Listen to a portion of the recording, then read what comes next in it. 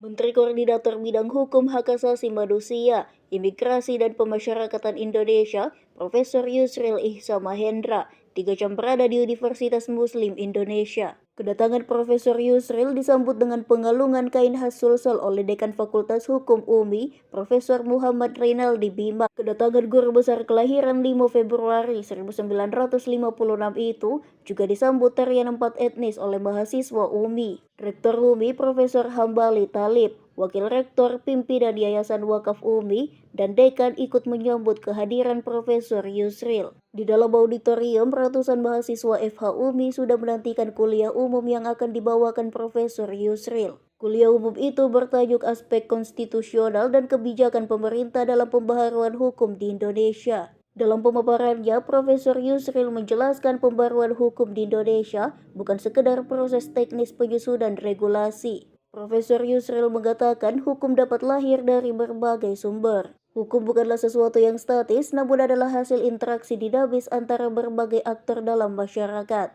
Tetapi hukum juga bisa lahir dari hakim yang lewat putusannya menciptakan preseden, membuat rasio desidendi menjadi pedoman legalasi mendatang dan bahkan seringkali juga menegaskan suatu norma baru. Ada pula yang disebut sebagai lawyer's law, yakni hukum dibentuk melalui praktik para pengacara, para praktisi hukum, kebiasaan dalam beracara, kontrak-kontrak, corporate governance codes, dan pedoman compliance. Ada pula professor's law, hukum yang tumbuh dari gagasan para akademisi, doktrin dan ajaran para sarjana yang kemudian diikuti oleh praktik maupun lembaga peradilan. Tidak kalah penting, kata Profesor Yusril, ada people's law, hukum yang tumbuh organik dari kebiasaan masyarakat. Adat istiadat atau norma sosial tidak tertulis tapi kuat pengaruhnya.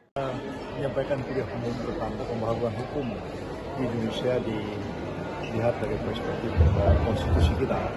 Yang lebar saya menjelaskan tentang reformasi hukum yang sedang berjalan, yang sejatinya sebenarnya melanjutkan reformasi yang telah dilakukan oleh pemerintah sebelumnya, dan tekanan dari pemerintah sekarang dibawah Pak Presiden Prabowo Subianto, yaitu melakukan reformasi di bidang hukum, birokrasi dan politik, dan membuat politik Pancasila, HAM dan lain-lain itu dilaksanakan dengan konsisten dan sesuai dengan target kita. Misalnya kerjaan kita harus menyelesaikan KUHP yang sudah selesai kemarin.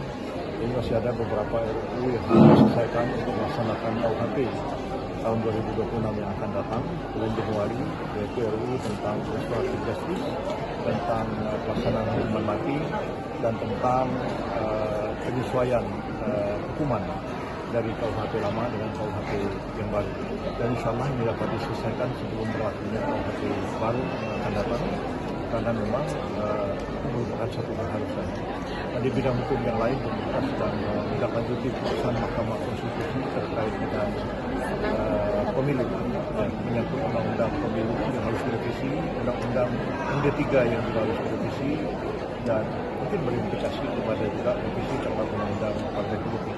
Dan ini merupakan satu pembaharuan yang cukup besar yang kita lakukan.